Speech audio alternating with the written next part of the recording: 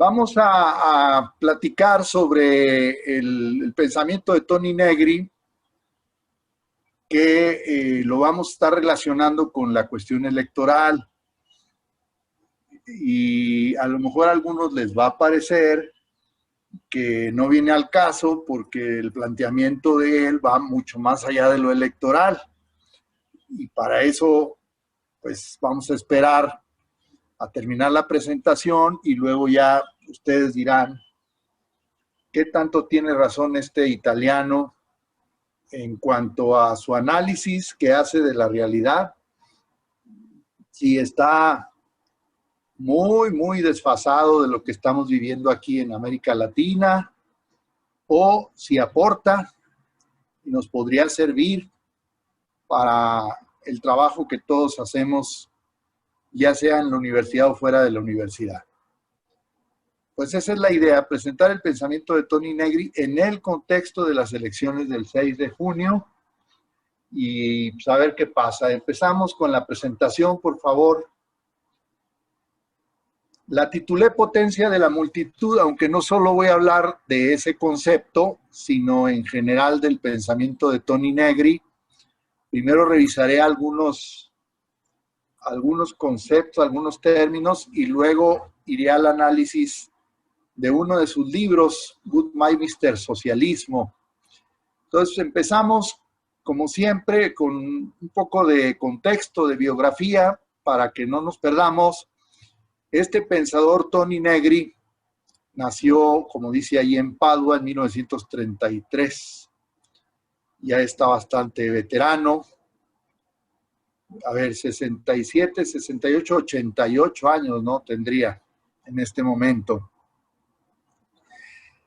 Es un intelectual, pero también ha sido un activista. Entonces combina estas dos facetas, teoría y praxis.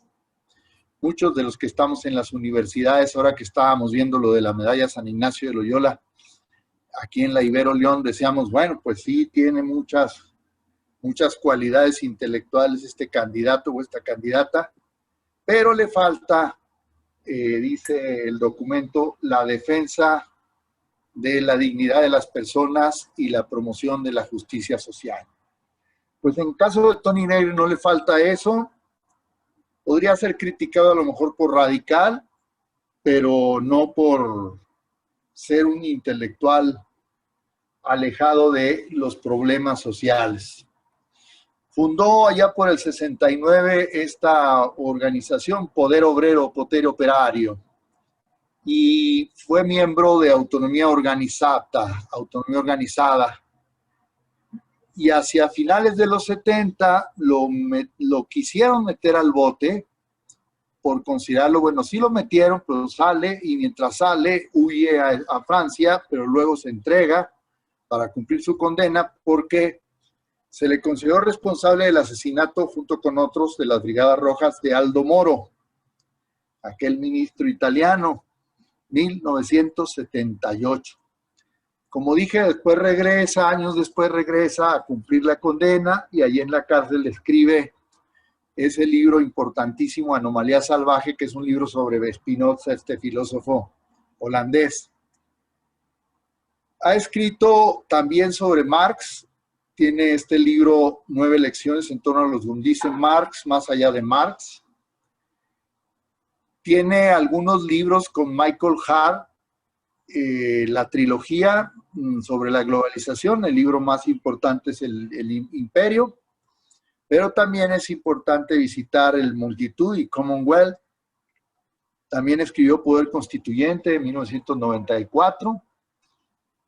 En 2012 publicó Declaración. Este librito se lo leí, pero lo tengo en México, entonces voy a hacer poca referencia porque la memoria me falla.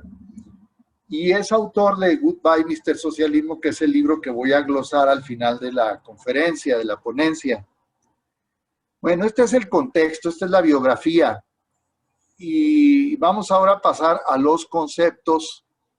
Bueno, perdón, esa es la biografía. Ahora va el contexto que él presenta para que su pensamiento quede aterrizado, que no esas ideas del común, de la potencia de la multitud, no se conviertan en ideas vagas, etéreas. Y entonces él dice, Tony Negri, el contexto es que para él vivimos hoy en un capitalismo cognitivo postfordista.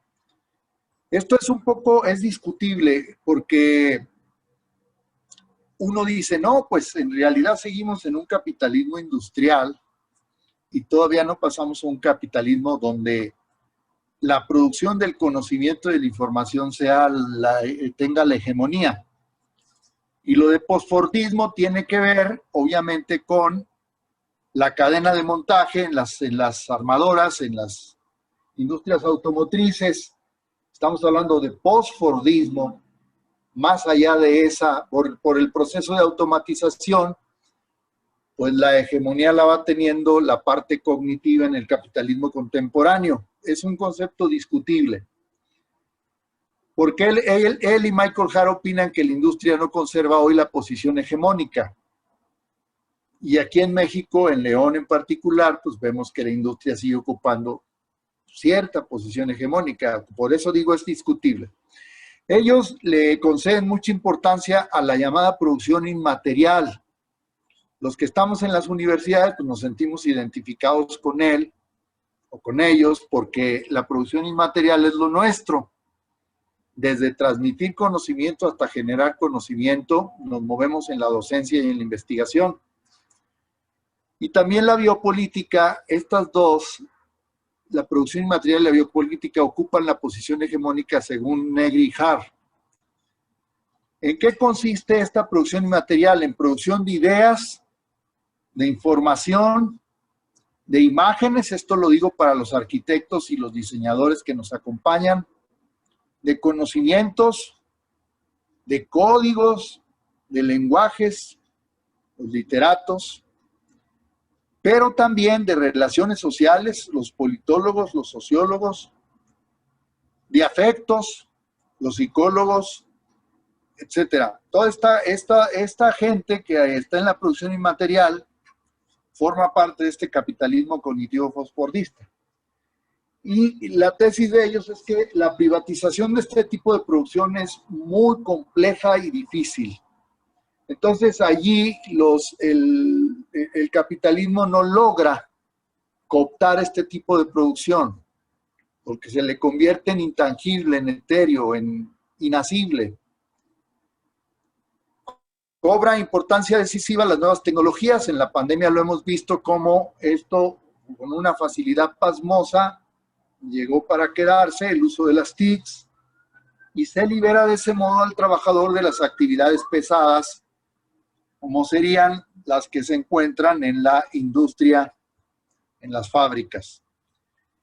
Esto da lugar a que aparezca un nuevo sujeto, que es el cognitariado. Todos los que estamos aquí podrían formar parte del cognitariado porque nos dedicamos a la producción de ideas. Ya sea que demos clases, ya sea que hagamos diseños, ya sea que como abogados estemos en la defensa de la gente, etcétera, pero todo se da en esta esfera de la superestructura que decía Carlos Marx. Y esto se da al lado del precariado. ¿Por qué? Porque mucho del cognitariado vive en condiciones precarias, mal pagadas. Esto es discutible, pero sí tenemos algunos ejemplos aquí en León y en otras latitudes de gente que se dedica a la producción inmaterial y está muy mal pagada, empezando por los pobresores, los profes, los pobresores, y pues acabando con un montón de ejemplos que podría dar. La pregunta, lo que vean en rojo es un cuestionamiento mío. La pregunta es si esto no aplica más bien para Europa y no para América Latina, un eurocentrismo, si no estamos ante un eurocentrismo. Lo dejo como pregunta y paso a la siguiente lámina para empezar a explicar los conceptos, bueno, no, perdón, todavía no los conceptos, la influencia de Spinoza. Un pensador marxista como Negri, uno diría, bueno, ¿para qué le mezcla Spinoza si con Marx tiene? Con Marx es suficiente para hacer un planteamiento revolucionario, subversivo, Sin embargo, desde los años 70, 80, Negri encontró en Spinoza un pensamiento que podría ayudarle a definir de otro modo la democracia, la política, etc. En Spinoza recordemos que es muy importante el aumento de fuerza como criterio ético-político. Hay algunos conceptos que alcanzamos a ver en su ética, por ejemplo, el concepto conatus, que es el esfuerzo de la cosa por perseverar en el ser, el deseo es esa conciencia que tiene el ser humano del conatus, la fuerza, cuando uno, vamos a decir, potencia ese conatus, y la alegría, que sería el criterio ético por excelencia en el vitalismo de Spinoza. Entonces, todos estos elementos, cuando hablamos de potencia de la multitud, pues vamos a tener que referirlos al pensamiento de Baruch Spinoza. Es un filósofo del siglo XVII, nació en 1632 y murió muy joven, a los 42 años. Aplicados todos estos conceptos a la política, como digo, nos vamos a topar con esta idea tan luminosa de la democracia no electoral, no representativa, sino la democracia como potencia de la multitud. Hace un mes yo lo mencioné muy de paso en la conferencia sobre nuevas concepciones de la democracia. Ahora me concentro en esta idea que no es la tradicional que nosotros conocemos. La pregunta sería si la interpretación que hace Negri de Spinoza es la correcta o estamos ante una construcción del pensamiento de Spinoza que se aleja mucho de lo que Spinoza quiso decir. Lo dejo como pregunta. Vamos a pasar al primer gran concepto de Tony Negri, que es el común. Primero, hablar del neoliberalismo. El Peje en las mañaneras, por activa y por pasiva, nos habla del neoliberalismo. Aquí vamos a hablar del neoliberalismo de una manera un poco diferente. El neoliberalismo para Negri y Hart es la batalla de la propiedad privada contra la propiedad pública, pero sobre todo contra lo común. Y no se refiere solo Negri a la propiedad comunal indígena que todavía existe en este país, sino sobre todo a la propiedad común de ideas, de conocimientos, el famoso común artificial de estos dos pensadores. Entonces, el neoliberalismo va a procurar privatizar lo común natural, vamos, las tierras, las fábricas, los bancos, los comercios, etcétera, Telcel, Pemex, CFE, etcétera, pero también lo común artificial. Y ahí va a batallar más, porque lo común artificial, que es esto que tiene que ver con el cognitariado, pues se vuelve muy difícil de privatizar. El común no es para estos autores el conjunto de bienes naturales, sino lo que produce la multitud. Y en la multitud el cognitariado es muy importante. Vamos a decir que es como un subconjunto, el cognitariado, en sus condiciones precarias, como quieran, pero es fundamental. Resumiendo, la propiedad privada para estos autores es al capitalismo, lo que la propiedad pública es al socialismo y lo común es al comunismo. Entonces estamos hablando de comunismo, no en el sentido tradicional marxista, sino es otra idea de comunismo porque estamos hablando de un común artificial. Sin embargo, hay una cierta, vamos a decir, coincidencia con los valores propios del comunismo. Como decía en la crítica al programa de Gotha Marx, de cada quien según sus capacidades, a cada quien según sus necesidades. La pregunta que nos podemos hacer es si no hay una crítica aquí al estado de bienestar, por ejemplo, a lo que está haciendo la 4T. No habría una crítica directa a la 4T cuando dice que no nos podemos quedar nada más con la propiedad pública, sino que tenemos que pensar en lo común. La propiedad comunal, no, lo común, el común. Lo dejo como pregunta y vamos a pasar al siguiente concepto negriano. El poder. ¿Qué idea de poder tiene Toni Negri? El poder para Toni Negri, su concepción es reticular, Foucaultiana.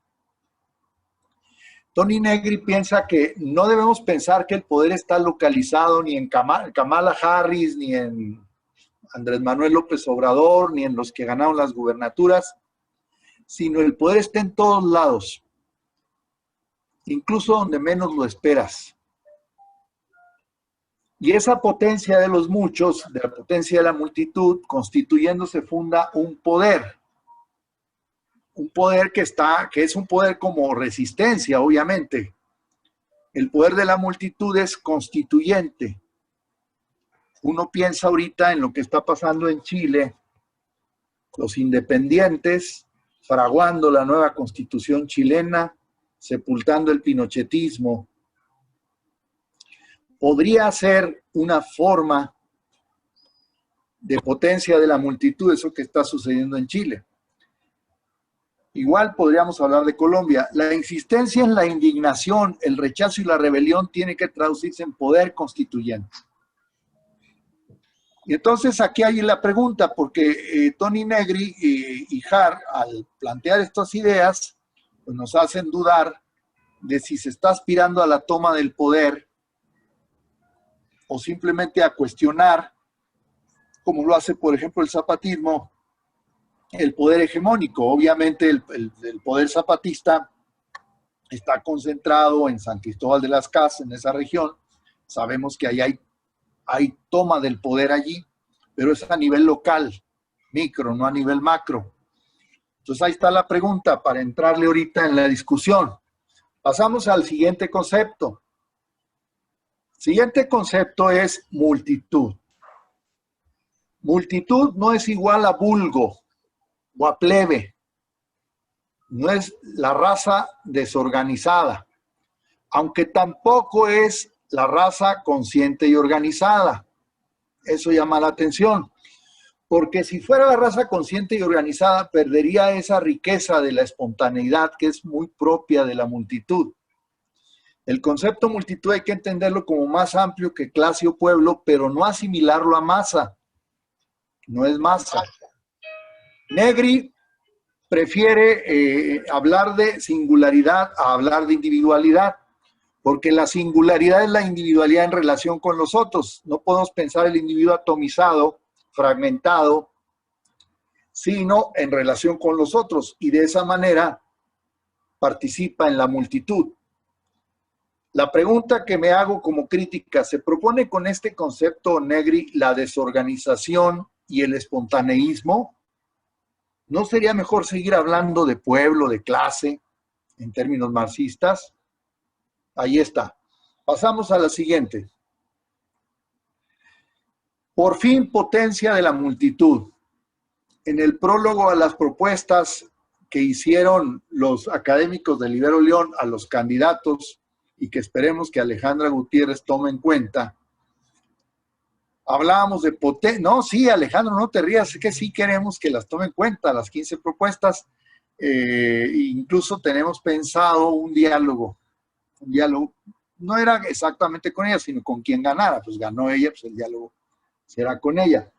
Entonces, yo hablaba en ese prólogo de que esas propuestas son una expresión de la potencia de la multitud. A lo mejor exageré, pero bueno, si no exageras, no avanzas. Hay que ser hiperbólicos, Alejandro, hay que ser hiperbólicos. Cada individuo posee su conatus, el esfuerzo de la cosa por perseverar en el ser. Ustedes van a un hospital y ven cómo el individuo se resiste a morir. Tiene su conatus, pero no solo el individuo, también las cosas, los animales, los vegetales. Dicho esfuerzo se traduce en potencia en contacto con el conatus de los demás. Si hay esa singularidad, esa refluencia, lo que tenemos es multitud. Y esa potencia de esa multitud es el fundamento de la sociedad política.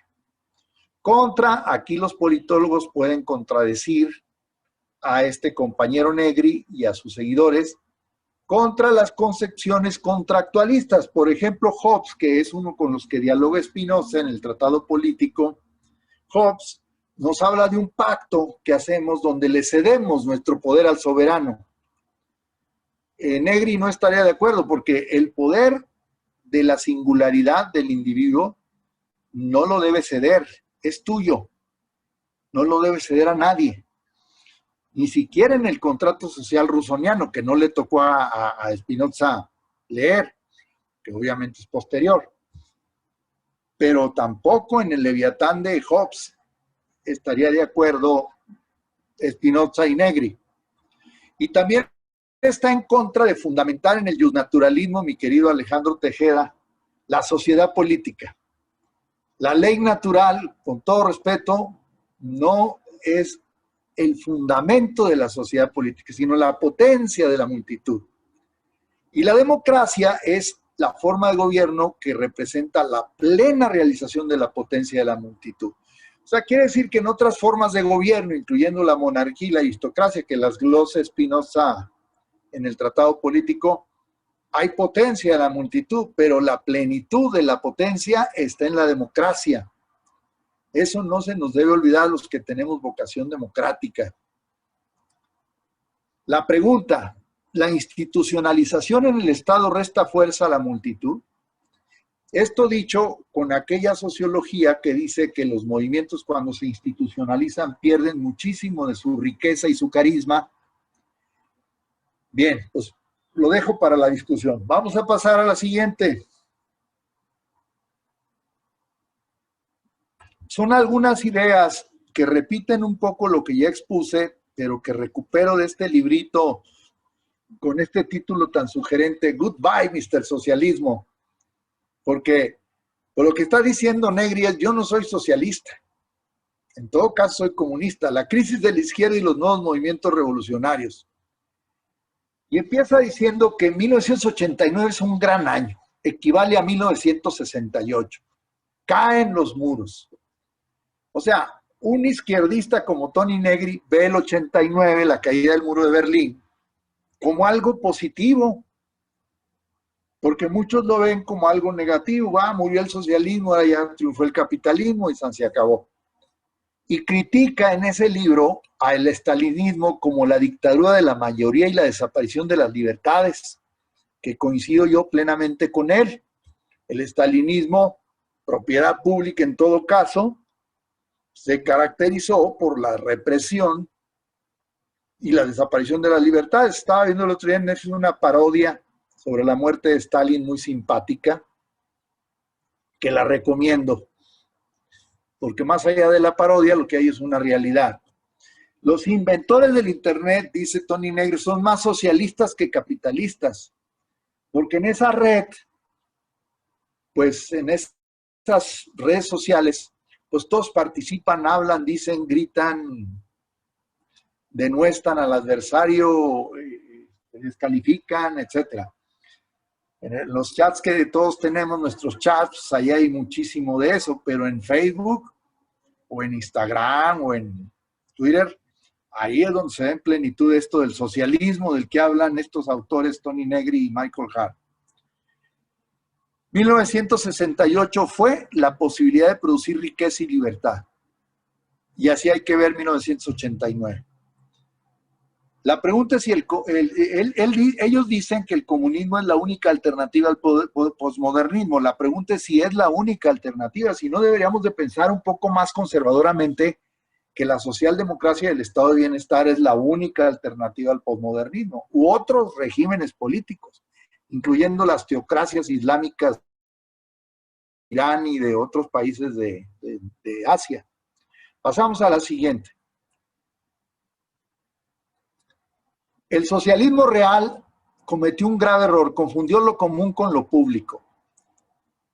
Esos famosos soviets fueron controlados desde el principio por la burocracia estalinista, y no solo estalinista, porque este fenómeno se vio también en Hungría, en Polonia, en Rumania, en Europa del Este. Comienza hoy un ciclo social, el de la precariedad del trabajo, del que ya hablábamos. El trabajo en condiciones precarias, no solo del comunitariado, todo el trabajo. Ser izquierda hoy, para Tony Negri, es ser partido de movimientos. No es ser un movimiento ni un partido, sino partido de movimientos. Esto quiere decir que crece desde, como dice Citarrosa, los movimientos son los que van constituyendo el partido. Si hay una desvinculación del movimiento, sea el que sea, con el partido, si hay un divorcio, eso no es ser izquierda para Toni Negri. Y por último, esta idea de Lenin, que la glosa muchísimo en este libro. El comunismo, dijo Lenin, allá por 1920, es igual al soviet más la electricidad. Los soviets, consejos de fábrica, pero échales modernización, échales electricidad. Y lo que vas a tener es abundancia. Y si hay abundancia, hay comunismo. Esa es la lógica de Lenin. Y entonces Lenin da la orden y electrifican todo Rusia, bien que mal. Pero bueno, sabemos que ese sueño se truncó con la sucesión cuando entró Stalin en lugar de Lenin y exiliaron a Trotsky. ¿Cómo se concibe hoy aquí en México ser partido de movimientos? ¿Hay acaso un partido que lo sea así? Porque hay dos partidos que se llaman movimientos, Movimiento Ciudadano y Movimiento de Regeneración Nacional. ¿Estos dos partidos son realmente partidos de movimientos? Lo dejo en el aire. Siguiente.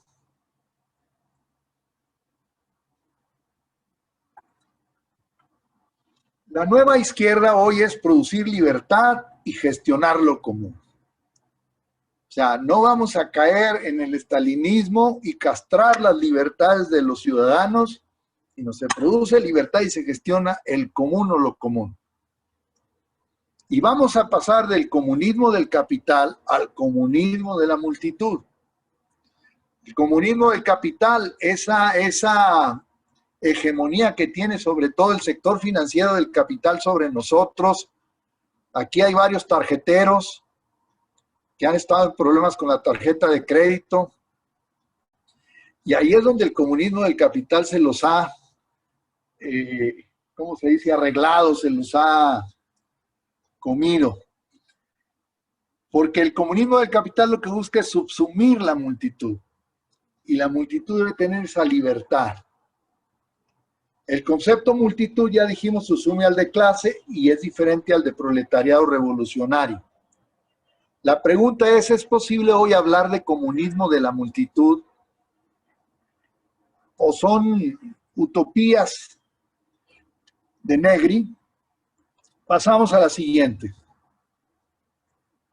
Ya casi acabamos. Ya hablé de la hegemonía del cognitariado. Cada vez somos más los cognitarios, el cognitariado. Cada vez somos más que nos dedicamos a producir ideas y nos pagan re mal. Y no es crítica al Ibero León, no lo vayan a tomar por ahí. El fin del estado de bienestar y la autonomía social de la multitud es lo que se busca. ¿Para qué? Para reconstruir lo común. Entonces, el fin del estado de bienestar beneficia esta utopía. Gracias a la autonomía que tiene la multitud, porque la multitud no la puedes gobernar, es libre, así se mueve, así se define. Sin embargo, un nuevo concepto de explotación se impone. No vamos a hablar de explotación en términos, vamos a decir, de carencia de reciprocidad, como dice Cohen, o como decía Marx, como dice Marx, extracción de la plusvalía, del trabajo socialmente complementario. No, es la apropiación capitalista de la fuerza cooperativa que las singularidades del trabajo cognitivo, ahí me sobró una cognitivo, una T, realizan en el progreso social. Entonces, se apropia de esa cooperación. Vamos a pensar en un despacho de arquitectos. Ese despacho de arquitectos, el capitalismo les quita esa fuerza cooperativa, ese trabajo cognitivo de los arquitectos, y ellos ni se dan cuenta. Pero bueno, precarización de la fuerza de trabajo intelectual como nueva forma de explotación capitalista. Podemos hablar hoy en México de cognitariado y de su consiguiente precarización. o son minorías. El comunitario es minoría. Aquí está hablando de mayoría, del comunitario es mayoría, dice Negri. Continuamos. Siguiente lámina. Vamos cerrando. Entonces, hablamos de un comunitariado precario, de un capitalismo cognitivo, de un posfordismo que se refiere a una automatización de la fábrica e informatización de la producción. La otra vez fui yo con los de mecatrónica a General Motors por unos robots. Esa es la automatización de la fábrica, la informatización de la producción. Ya los tenemos allá en Libero los robots.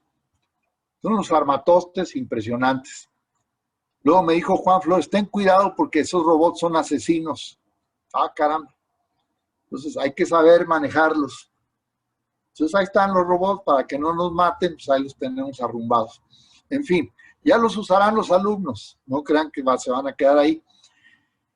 En lugar del fordismo aparece la precarización del trabajo, el trabajo precarizado completamente, ya no tenemos el fordismo. Parecen mentiras porque nosotros tenemos aquí en Silao, en toda esta zona de León, pues Toyota, General Motors, todas las armadoras que se puedan imaginar. ¿Se le puede llamar capitalismo cognitivo a lo que nos rodea? Ahí hay una S de más, a lo que nos rodea. En fin, pasamos a la siguiente. Ah, mira, la siguiente era la última, hemos terminado. Ya las preguntas se fueron presentando, entonces la palabra es de ustedes. Quitemos la presentación y vamos a entrar en diálogo los que estamos aquí. Gracias, padre. Bueno, pues vamos a abrir un espacio. Buenas tardes, antes que nada, a todos y todas. No estuve al inicio, pero ya me integré. Vamos a abrir un espacio para preguntas o comentarios. Si bien pueden levantar la mano virtual o pueden hacer la pregunta o el comentario a través del chat, entonces ustedes tienen la palabra. Javier, yo quisiera empezar una reflexión acerca de la terminología que utiliza Negri, porque parece ser que es una especie de significados distintos a los que digamos, los intelectuales anteriores habían manejado. Y creo que eso... a los convencionales, de acuerdo. Exacto, porque creo que hablar de comunismo, comunitarismo, puede interpretarse como una especie, desde mi punto de vista, como un burgués ilustrado que tiene el poder de la tecnología, pero concretamente de la vida. Porque si estamos hablando de biopolítica, estamos hablando de que la acentuación está en el conocimiento genético o en toda la cuestión de la informática, de la nanotecnología, todo eso. Y esto tiene el poder económico, una oligarquía y una plutocracia que no acepta las versiones antiguas del Estado, sino que quiere ser un movimiento que ya ni le interesa el Estado, porque creo que lo que quiere hacer es una comunidad, entre comillas, no elitista, en donde el conocimiento y la información sean un bien comunitario. Entonces, esto me parece un poco complicado porque en el fondo lo que quería hacer Marx es eso, una especie de proletario ilustrado con la potencia económica de la riqueza del Estado para poder geométricamente dirigir a la gente hacia los fines que él pretende. Y creo que en el caso de Negri, ¿verdad? Es una cosmovisión posmoderna porque quiebra con el lenguaje sistémico y de alguna manera es una oligarquía que se autorreforma a sí misma. Es como la impresión que me da al principio, porque está manejando una semántica que no sé si llamarla equívoca o sistémica dentro de su interpretación política. Porque el mismo Spinoza, como tú dices, lo reinterpreta, no lo deja en el campo puramente de su visión, pues digamos, mecanicista. O yo diría que sí lo deja en el mecanicismo, pero de una forma a la Negri, ¿verdad?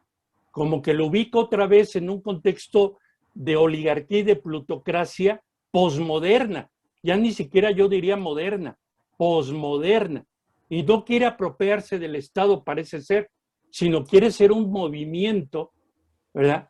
Para que se haga común el conocimiento y llegue a un comunismo o una multitud, ¿verdad? De tipo oligárquico o plutocrático.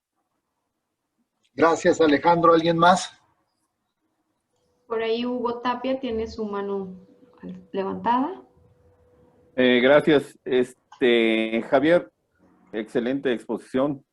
Yo me topé con Tony Negri a principios de los 80 más o menos, y después lo volví a ver cuando leí el libro Imperio, en un movimiento que hubo, no sé si en el 2013, 2014, ahí en Ecuador, y a mí bueno, cuando leí el libro Imperio, haz de cuenta que me metí en una licuadora, así de sencillo, y me quedó un concepto que yo no acabé de comprender, que es el biocapitalismo. Desde tu perspectiva, ¿qué es el biocapitalismo? Fíjate que Alejandro medio lo definió ahorita en su exposición. Tiene que ver con lo que dije de la biopolítica, Hugo. Sí. O sea, el biocapitalismo, el control de la vida por parte, obviamente, de las élites capitalistas. Lo hemos visto con la pandemia, el tema de la vacuna, el tema de los tratamientos. Si los analizamos por separado, tratamientos y vacuna, vemos que en los dos casos ha habido un intento del control de la vida de nosotros. Yo tengo 4 amigos cercanos que no se quisieron vacunar y les mando memes y ellos me mandan memes y todo el curso, sí. Pero en el fondo lo que yo veo en esos 4 amigos es que no quieren dejarse manipular por ellos dicen que, alguno dice que por la 4T, otros dicen que por el capitalismo, en fin, son diferentes maneras de analizar el asunto, pero sí veo que no quieren entrar en el juego de la biopolítica, del biocapitalismo del que tú hablabas, el control de la vida.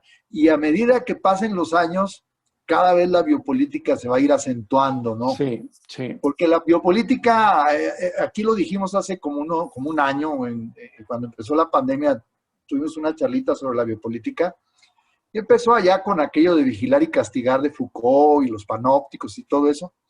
Ahora ya es otro rollo, ahora ya tiene que ver con este tipo de asuntos que van directo al control de la vida de las poblaciones y de los individuos, en este caso a través de las vacunas y los tratamientos. Otro ejemplo, a mí me dijeron que la ivermectina, que era un desparasitador para los animales y que no la usara, etcétera. Pues yo la usé en su momento. Y ahora resulta que ya dicen los científicos, bueno, que sí tiene cierta eficacia. Hablan incluso de 70% de eficacia. Pero como en su momento pues nos dijeron no uses la ivermectina. Y incluso no me la pusieron en la receta. Yo tuve que comprarla así por la libre, ¿no? Y dice, pues, ¿tiene usted animalitos? No, el animalito soy yo. Yo me voy a echar ivermectina. En fin, por ahí va, Hugo. No sé si alguien más quiere intervenir. Y nada más, sí, para terminar, ¿habrá un movimiento que considere y tome en cuenta el comunitariado, que lo reconozca? Pues no lo hay como tal, aunque Tony Negri ha estado acercándose a muchos movimientos, pero no existe un movimiento como tal. Yo sí vi una relación muy cercana de Tony Negri con el partido de Podemos de España. Como que ahí Tony Negri abrigó esperanzas de que se diera el comunitariado, pero como tal, como movimiento, no. Es más bien como un sujeto que en los distintos movimientos tiene una gran participación, un gran peso, el comunitariado. Los distintos movimientos. Aquí, por ejemplo, en León, el movimiento de los desaparecidos es un movimiento que tiene que ver con una causa muy trágica, la desaparición, pero la gente que los está acompañando, pues forma parte del comunitariado. De toda la gente que los que acompañando.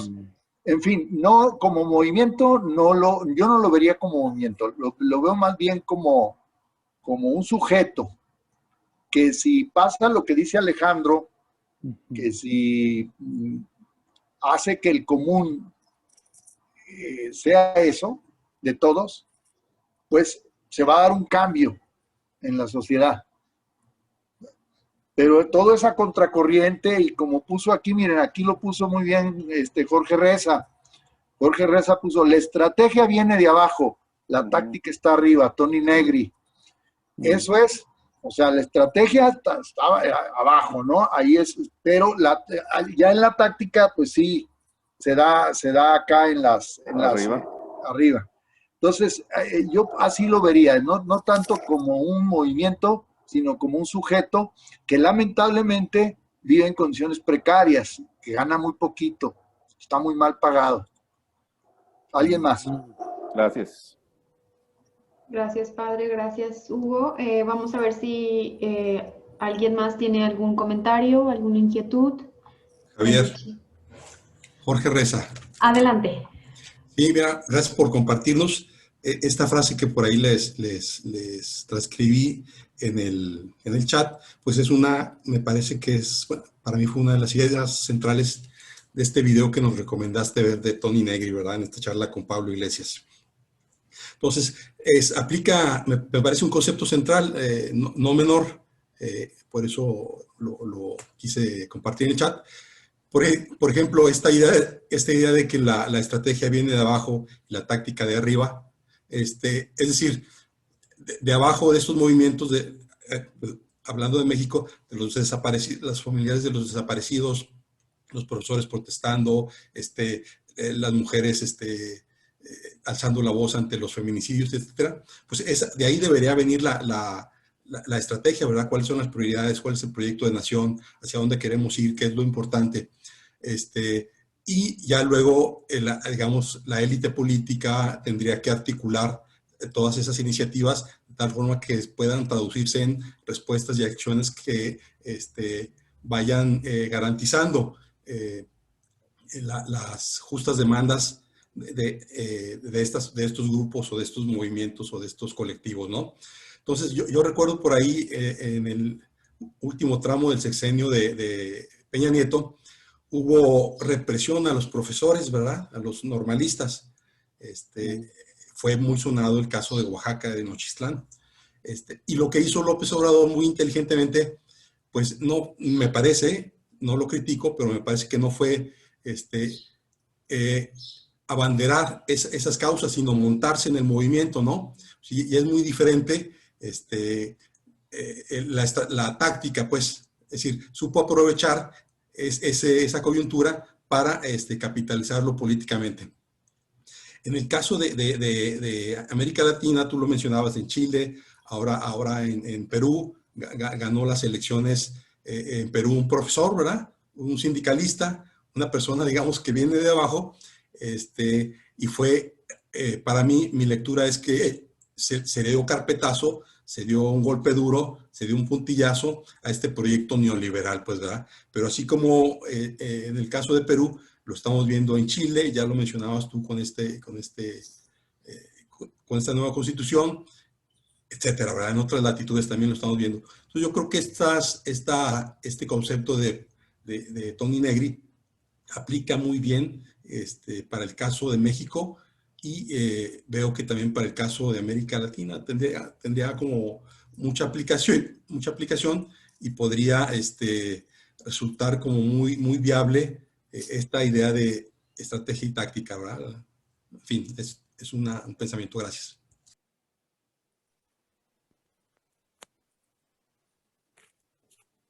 Su micro, padre. De acuerdo contigo, Jorge. ¿Alguien más?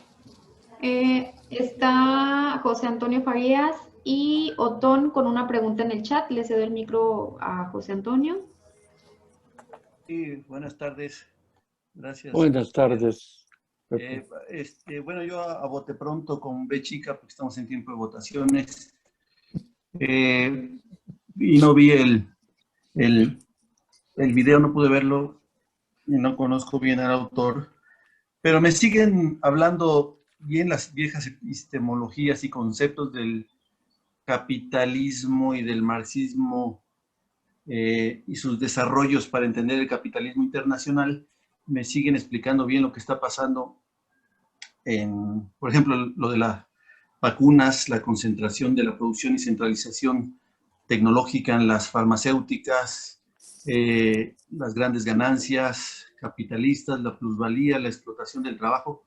Me siguen hablando, explicando, me permiten explicar todavía este momento, remitido en mi caso a este ejemplo de las vacunas que tú referías y de las transnacionales. Y incluso me abren luz, porque yo siempre había visto al poder de las grandes farmacéuticas, pero ahora lo veo así como en todo el mundo, como esa pintura de Goya, de no sé si Saturno que se está comiendo a un hijo, digamos, con ese poder. Y por el otro, pues también, quizá menos, pero también me explican, no sé si tenga que ver con el comunitariado, pero los puntos de la globalización, este sería un concepto, la globalización capitalista, que se dan, por ejemplo, en el Valle del Silicón, en esos puntos donde la gente está pensando nada más las nuevas tecnologías virtuales y ya no hay producción industrial a la manera tradicional, digamos, ya está lleno de jóvenes que están inventando la nueva aplicación y de ahí viene todo, y el Uber, y luego eso se propaga y termina siendo una explotación. El Uber igual a las demás, le quita lugar a la competencia tradicional que son los taxis tradicionales, y bueno, eso muy sugerente tu exposición, pero a mí me siguen hablando bien las viejas epistemologías marxistas y sus desarrollos sobre el capitalismo global. Gracias. Gracias a ti, José Antonio. De la pregunta que hizo Otón va a generar polémica, porque les voy a leer, me voy a permitir leerles 3 renglones de una ponencia de Michael Hart, que es lo mismo que Tony Negri, ¿no? Respondiendo la pregunta de Otón, nomás hay que tenerla aquí en cuenta en el chat, dice, ¿cómo se puede resumir la crítica de Negri a la socialdemocracia? Vamos a la cuarta transformación, si lo queremos decir así. Ahí les va. El comunismo, concebido apropiadamente, en cambio, es la abolición no solo de la propiedad privada, sino además de la propiedad como tal. Recordemos que la socialdemocracia, la economía de bienestar, el estado de bienestar, están admitiendo una propiedad que es la propiedad pública. Pues no, el comunismo va más allá. Hay que abolir la propiedad como tal. No solo la privada, sino también la pública. En ese sentido, esa es la gran crítica de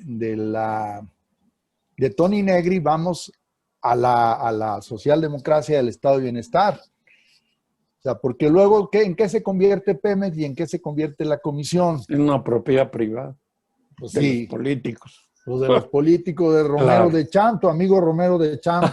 Sí. Digo, yo sé que es tu pariente, Alejandro, pero el hombre hizo mucha lana con esa cosa, ¿no? Muchísimo. Y Exacto. sigue haciendo, y aunque digan que ya no hace tanta, pues sigue haciendo. En fin, es solo un ejemplo, son miles de ejemplos que podríamos poner, ¿no? Igual la propiedad privada, o sea, la crítica es a la privada y a la pública. Entonces hay que abolir la propiedad. ¿Quién se atreve? Pues nadie. Yo no voy a abolir la propiedad, no soy anarquista, pero bueno, no sé qué diga Otón, que fue el que hizo la pregunta. No, yo tampoco, creo que un tema tiene que respetar el pluralismo y la diversidad, si no, pues creo que hay problemas, ¿no? Sí. Perfecto. Por ahí Beatriz Esteta también tiene su mano levantada. Hola, buenas tardes, ¿cómo están? No, nada más, bueno, como que en la lectura, al final, el último párrafo, que habla sobre la empresa y el emprendedor, y sí comparto, bueno, con Negri, a lo mejor en esto que he venido, pues, leyendo y experimentando en términos de, bueno, en los emprendedores, ¿no? En el término de que yo sí creo que debe de esta capacidad productiva y creativa que señala, que debe funcionar en que, o sea, que no es útil si no es si no está, si no se coopera, si no se trabaja en red el emprendedor, no que se autoexplote, sino que sea como un solitario que emprende, sino que yo cada vez siento que es la colaboración, es el tema, ¿no? Con los emprendedores. No ser su propia marca, como dice, y como que se autoexplote, sino que realmente esa capacidad creativa y productiva debe de funcionar en red. Bueno, es un comentario que comparto. Fíjate que es un muy buen comentario, Betty, porque en realidad aquí en la Ibero estamos ahí medio a ciegas, hablando de la economía social, hablando del emprendimiento social, etcétera. Y el comentario final de la lecturita que les mandé, que es un articulito sobre Negri, sí arroja luz para esa gente que está intentando aquí en la Ibero armar algo, no nada más con los productores de San Luis de la Paz, sino en general con los que producen conocimientos, afectos, relaciones sociales, etcétera. Sí. Mucha gente, muchos de nuestros exalumnos o alumnos de quinto año, pues ya andan en la búsqueda de organizar algo que les dé para vivir, pero al mismo tiempo que transforme la realidad. Y ese emprendimiento, que no me gusta mucho la palabreja, bueno, está peor emprendedurismo, ¿no? Bueno, ese emprendimiento, si lo hacemos en redes, como tú dices, pues podría ser una solución para muchos de estos chavos, mano, que andan medio perdidos. Y ustedes allí en el parque, que tienen la incubadora, etcétera, les pueden dar pues algunas ideas para que no caigan en lo mismo de siempre. Sí. El changarrismo a lo Vicente Fox. El changarrismo a lo Vicente Fox. En fin. Sí, gracias. Aquí hay unos comentarios, Liliana. Así es, padre. Les voy a dar lectura. Tenemos 3 comentarios, 2 son de José Antonio. El primero dice, es válido, es sentido de propiedad, es intrínseco a la persona humana. Es válida la crítica a Marx y la socialdemocracia. Y Jorge Eduardo Reza comenta, por último, Negri se opone a términos como empresa o emprendedor queden en manos de la ideología neoliberal. Frente a esta apropiación del lenguaje, el filósofo considera que un emprendedor es alguien con capacidad productiva y creativa, pero esta capacidad es inútil si no es mutualista, cooperativa y en red. Justamente lo contrario de lo que predica el poder neoliberal, el individuo hecho a sí mismo, que se autoexplota, reinventa entre comillas y convierte en su propia marca para encontrar un espacio en el mercado. Y el último es de José Antonio Farías, que dice, el hombre o persona humana no puede vivir sin propiedad, solo que cada orden sociocultural lo resuelve de manera diferente. Teníamos esos 3 comentarios en el chat, padre. A ver, eso que dijo José Antonio, yo le pregunto a él, entonces no podemos hablar de propiedad común, de propiedad comunal, como aquí. Ya ves que los indígenas, aquí hay 2 tipos de propiedades colectivas o comunales, el ejido y la propiedad comunal, pero le seguimos llamando propiedad. Y la tirada de estos pensadores es que no se les llame propiedad, que sea solo el común o lo común. Vamos, pensando en por decírtelo así, 2 características del comunismo, la desaparición del Estado y la abundancia de bienes. Entonces, ¿qué vamos a administrar? Las cosas, no las personas. Entonces, va a haber muchos bienes, simplemente se va a estar repartiendo ahí de manera organizada para todos, a nadie le va a faltar según sus necesidades. Es el sueño, ¿no? Es el sueño, ideología alemana. Entonces, la pregunta para Farías, sí me expliqué por dónde va, José Antonio. Sí, que podemos hablar de propiedad comunal o tendríamos que evitar la palabra propiedad. Tú dices que no la podemos evitar. Pues sí, la utopía es como tú dices, pero en toda la historia, los miles de años de historia, simplemente han cambiado las formas de propiedad, ¿no?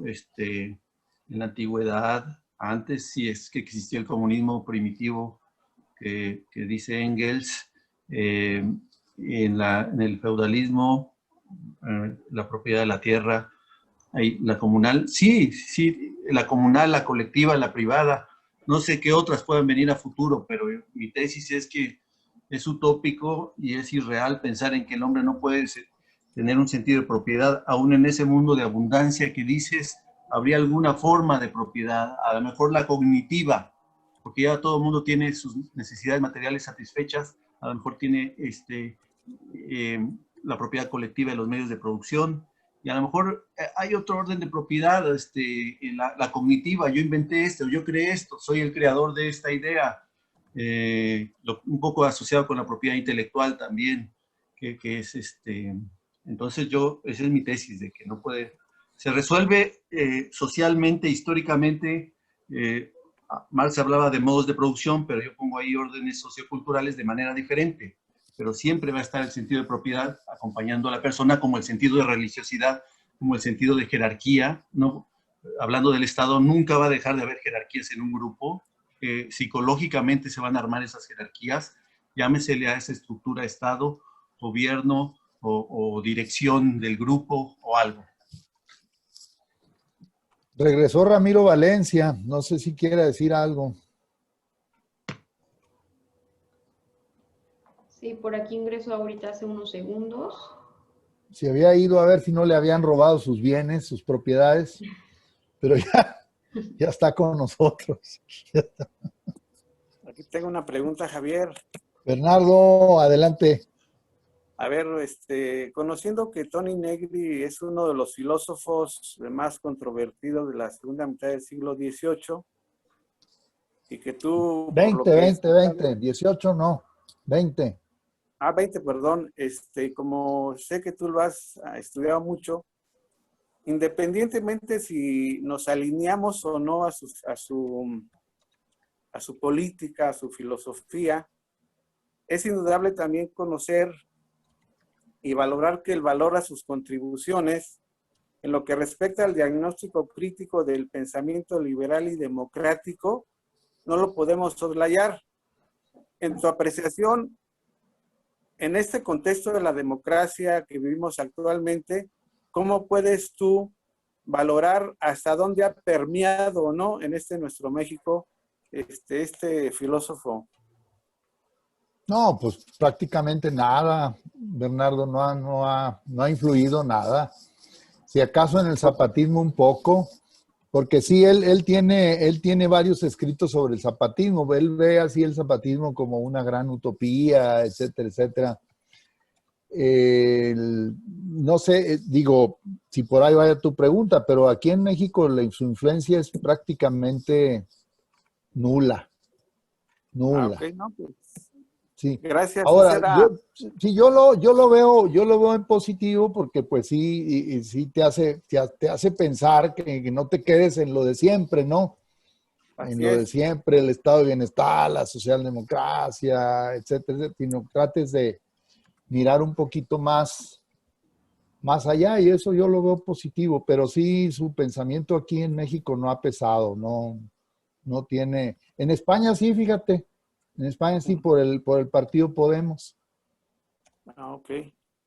Sí. Pues bueno, yo terminaría con una frase, Javier, que dice, es de Montaigne: somos, no sé en qué medida, dobles de nosotros mismos, de manera que descreemos de lo que creemos y no podemos librarnos de lo que condenamos.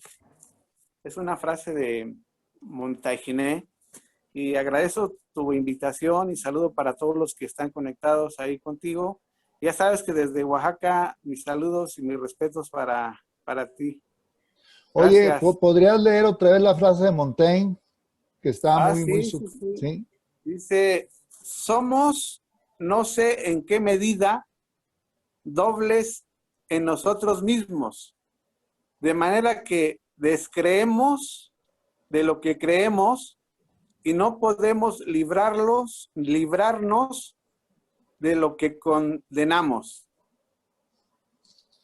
¿Qué tal? No, pues si me lo explicas te lo agradecería, man. Ese es otro tema, pero Sí, si me lo explicas, estoy leyendo un libro de... todos te lo agradeceríamos si nos lo explicas, ¿verdad, Hugo? Que nos lo Estoy explique, leyendo un ¿no? libro de Gary Betom sobre la naturaleza humana del malestar social. Ajá. Entonces, leyendo algunos textos vi esa frase y dije, bueno, lo voy a compartir, que explicártela ahorita, pues me agarras en curva, pero ya en otra ocasión que me invites lo voy a dilucidar con toda precisión. La puede poner bueno, en el chat para leerla bien. Sí, ponla en el chat y ahí le vamos pensando, ¿cómo que somos dobles de Bueno, sale, nosotros sí, la mismos? pongo en el chat. Vale, ok, sale. Gracias, Perfecto. Javier. Muy bien, Gracias. pero no te vayas, todavía no nos vamos. No, todavía no, ahorita la pongo en el chat. Diana Cárdenas tiene su mano levantada. Adelante, Diana. Muchas gracias. Pues una pregunta, padre, a ver si hay alguna posibilidad de apoyo. Yo doy una materia que es Historia del siglo XX y entonces cuando digamos que la materia, los tópicos empiezan con el tema de liberalismo, al marxismo, etcétera, etcétera. Entonces, a los chavos el liberalismo se les hace muy fácil de entenderlo, de identificarlo, pero luego el marxismo lo odian, ¿no? O sea, de verdad les es imposible ver ninguna cosa positiva acerca de eso, y más como a tantos años de distancia, ¿no? Casi 150 años, 200 años del pensamiento, pues para ellos es bien complicado. Y a mí se me ha dificultado mucho encontrar un material que pudiera resignificarles a ellos esta parte del pensamiento socialista que de alguna manera se ha inspirado cosas positivas, ¿no? Para este mundo contemporáneo. Entonces yo quería preguntarle, no había tenido contacto con este filósofo, para mí es un descubrimiento, y que creo que esta manera de resignificarlo pudiera ayudar a los chavos a entender un poco o a reelaborar, ¿no? El pensamiento social. Y quisiera preguntarle si usted tuviera un material como algo más sencillo que pudiera compartir con mis estudiantes. Sí, cómo no, Diana, sí te lo mando. Mira, yo creo que una de las riquezas de Toni Negri es que ya ven que el marxismo ortodoxo, el marxismo como se vivió en el socialismo real, castró las libertades. Y no sé si en la exposición vieron que yo insistía en la producción de las libertades. O sea que la presentación que nos hace es que nosotros no debemos de casarnos, vamos, con una idea de marxismo que se queda con la justicia, pero no con la libertad. Aquí más bien son las dos cosas, producción de libertades y el común, y compartir, y esa cooperación de la que hablaba Betty Esteta. Y entonces, creo yo que a los chavos les puede gustar que se presente el marxismo así tan oxigenado, con estas ideas de que no nomás es Stalin que te controla, te vigila casa a casa, Ceausescu que te hace lo mismo, Fidel Castro que te hace lo mismo, que la verdad eso a los que estamos en el liberalismo nos repatea, ¿no? Porque pues el liberalismo tiene la gran riqueza de la libertad y eso pues nadie de los que estamos aquí vamos a renunciar. Ahora que estaban las elecciones ahí en Perú, este señor que ganó, Pedro Castillo, no sé si sea cierto, pero dicen que fue terruco, que fue de Sendero Luminoso y que va a llegar y va a imponer el comunismo y todo. Si así fuera, pues es un error tremendo, porque eso no tiene futuro. O sea, aquí de lo que se trata es fomentar el compartir, pero sin que se pierda la libertad de la persona. Entonces, volvemos a lo mismo. Y por eso los chavos lo ven como algo negativo, incluso como el demonio, el comunismo, el marxismo es el demonio. Con mucho gusto te envío el material y creo que tiene esa ventajilla sobre otros marxismos. En el mundo contemporáneo, el marxismo analítico, Negri no pertenece al marxismo analítico, pero sí a este marxismo posmoderno contemporáneo, Y el marxismo analítico también tiene algunas ideas muy sugerentes para que no pensemos de una manera tan reactiva en el marxismo. Sobre todo los chavos, yo lo entiendo perfectamente porque en las maestrías a mí me pasa lo mismo. Los funcionarios públicos de la política y gestión pública que son de derecha, entonces les hablas un poquito del marxismo, no, se ponen luego los reactivos. Y es muy difícil. Y luego en el CAE, pues te tiran, ¿no? Te atacan. Pues es natural, ¿no? En fin. Muchas gracias, padre. Por ahí Otón y Hugo Tapia, Diana, te hacen 2 recomendaciones para que las tengas presentes. Sí, muchas gracias, tanto Hugo como Otón, lo estoy viendo. Gracias. Muy bien, aquí ya están, ¿verdad? Diana, te recomiendo Biocapitalismo, Procesos y Movimientos Sociales. Es Hugo Tapia. Hugo Tapia. Muy bien. Y acá Bernardo Martiñón. Bernardo Martiñón, La naturaleza humana del malestar social. Pero no tiene que ver, Bernardo, con lo que dijo Diana, ¿eh? Es otra cosa. Pero...